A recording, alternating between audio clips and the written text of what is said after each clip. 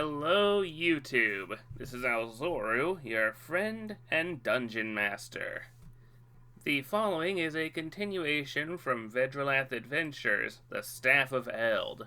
The party from there is the same as the one here.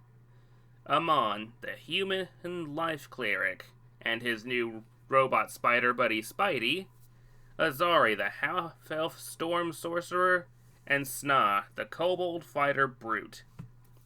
It had been a year since the party had assisted Bill with finding the Staff of Eld, and now he has summoned them back to his home in Drema, where Bill confides that he has run a bit short on money, and within 2 months he will likely go bankrupt and have to sell his house. He also introduces them to Atlas, the Warforged Druid, who has a beehive in their chest that they use to cast a spell called Infestation from Xanathar's Guide. He also has an elephant to compensate for the fact that everyone else has some pretty cool stuff by now. Fun fact, the character is also played by my significant other, but I do not give them special treatment, because that would not be a good thing. Atlas is introduced, and Bill sends them on a bit of an errand, shall we say. Bill sends the group far north, way up north, into the land of Icebone, parts of which freeze in a near-permanent winter that swallows heat like frogs swallow bugs. He sends the group there to search for the Eye of the Moon, thinking it's an artifact. The group arrive in a small Goliath town, where a dwarf greets them with, "Hey, you're finally awake!"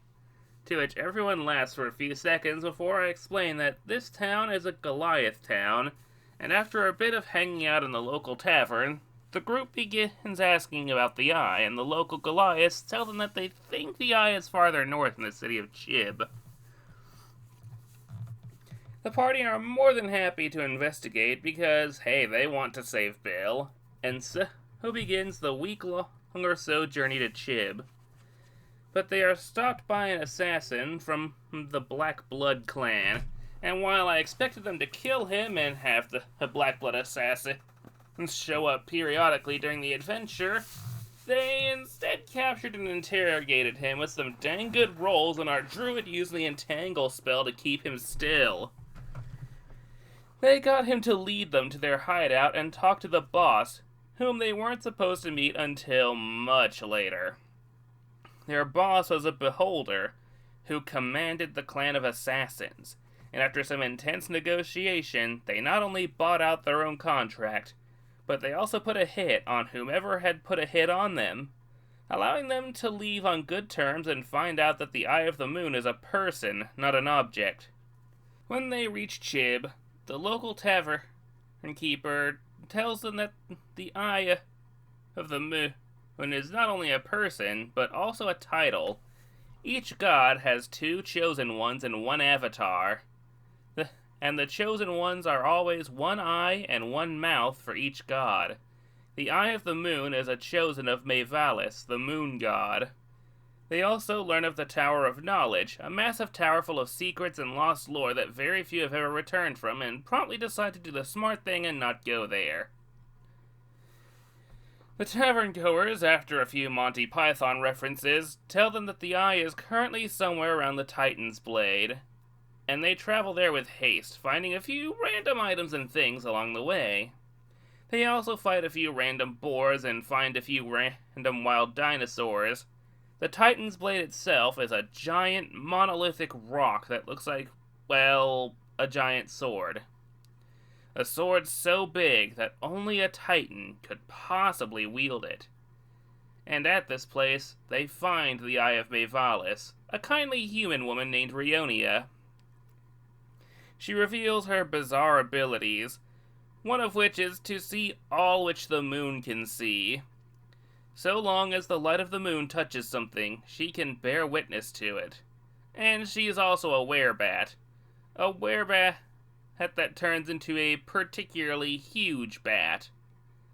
Oh, and a tiefling valor bard named Rosalius joined with them at the bar.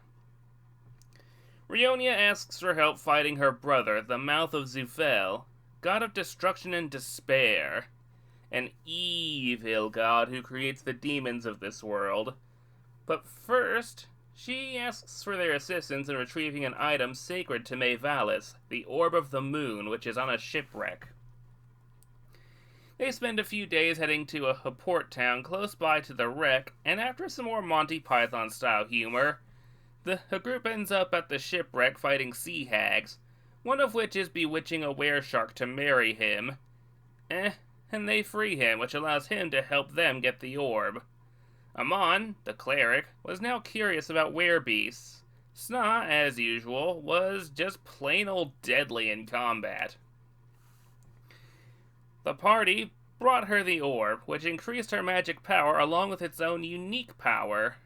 It could turn anyone into a werebeast, or cure them of it instantly.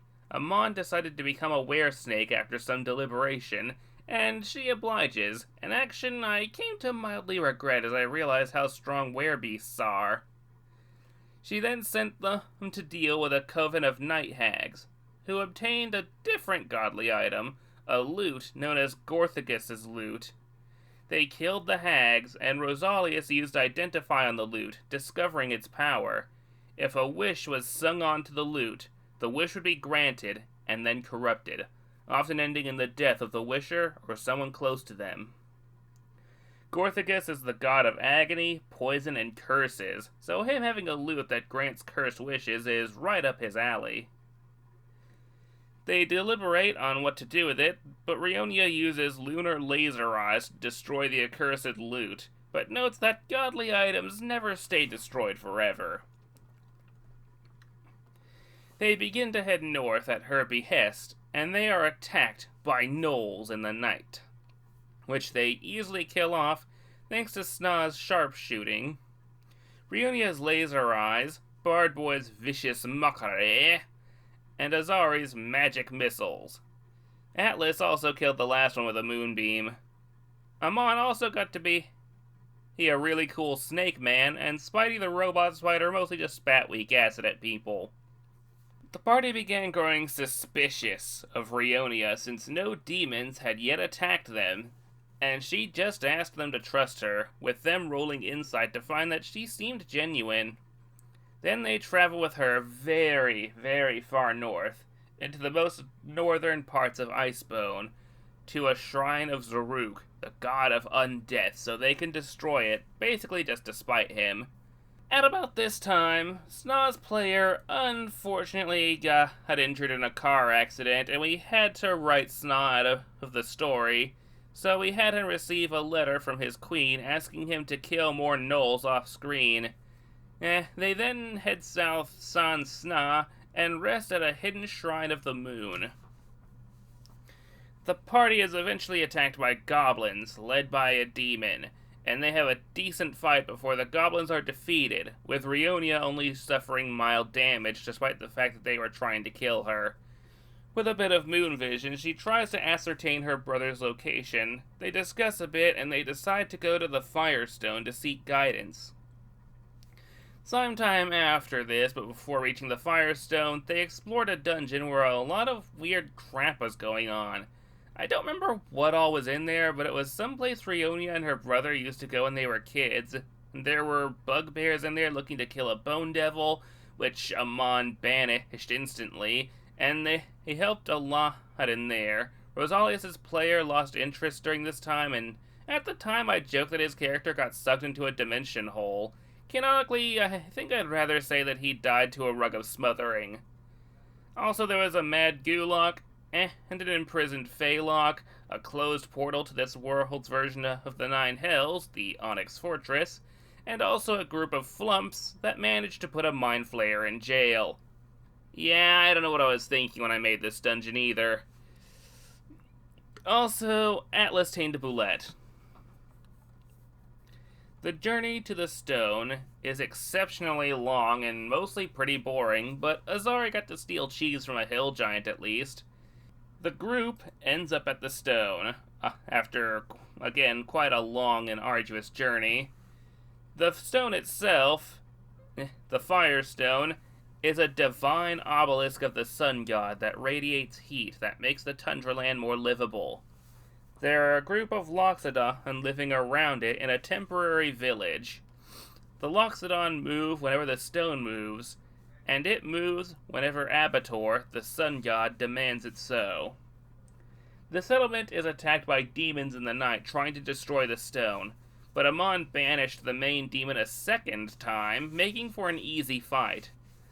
A Loxodon then traveled with them to an old Loxodon city and its old Temple of Abator, where I decided to make it a bunch of Clue Finders-inspired puzzles, a spiky death pit that Azari would have died in if Atlas hadn't rolled the most clutch nat 20 I've ever seen in my life, and one arrow trap straight out of Samurai Jack, which they defeated by keeping it activated and forcing it to run out of arrows. At the end of it, they found a really hot ball of light and managed to use the temple's ancient magic and a bit of favor from Abator to break the light, which had been imprisoning a high elf man who was a former chosen one, something Azari found especially intriguing since most high elves effed off to the Feywild after the apocalypse. After this, I had the room of a magic teleportation pad for our heroes to reach the final area, the Island of Demons. Mostly because I didn't want to bore my players with a full session's worth of travel, if not two. They ended up in a port town and learned that this was the right island, despite the looks of it, and there was a place on the island named Tendril Sanctuary where they could probably look. And they got to pay to ride a dragon to their final destination. Why? Because it's cool. When they arrived, they met up with a demon that Amon had banished before, of rock, and it decided to heck off before he banished it again. The local closets, however, weren't so smart and were dealt with like a cutscene. They then decided to play the rest of this a bit smarter with disguises and all, taking Rionia and Atlas as prisoners. The ruse worked and they got taken straight to the final boss, and it was during this time I realized that I should have given them more levels because this boss was really tough. I thought they were going to die. Right at the start of it, he summoned two Hezrau, who they only got rid of by scaring them away with the Hollow spell. And the boss himself started the fight by blasting them all with Fireball. Fireball did exceptionally well at doing damage, as it usually does, and there were many times where Rionia almost died because he continually aggroed her, and his legendary resistances didn't make things easier. Amon and his healing were the MVP of the fight, and Azari and his magic missiles did the most damage outside of moonbeams and Rionia's laser eyes. The last few blows mostly consisted of Amon using create food and water to make a puddle of water, which Atlas then used to make a whirlpool around the thing, beating and drowning it while Amon and spiritual guardians beat the crap out of the big boss. Azari also electrocuted the water and got its health way down low, and then, despite tons of low rolls throughout the fight, especially poor Atlas, the group finally defeated the boss, and I think it was Rionia with a third level moonbeam that knocked him out. Then she plunged a sword through his neck to finish him. They returned to the port to party it up, and were eventually joined by the High Elf, Loxodon Priest, and Atlas's animals who had to stay behind. Rionia thanks them for the help, and together with the High Elf, they create a holy hand grenade to give to the group, and they get to head home knowing they did good, though Icebone still has more secrets in waiting if they ever want to return. Bill, unfortunately, has had to sell his house, but reveals a plan to turn them into a traveling adventurer group, and now the group are discussing where they should travel to next. The possibilities are almost endless, especially with her fancy new adventure caravan. More adventures await them in Vedralath, but where will they go? Magaini, the Desert of Dragonfolk, Elvengard, the old elven homeland, Pashai, where most of the characters are already from, or the South Plains where they found the city of Eld. Only time will tell, though it seems Elvengard may be the most likely.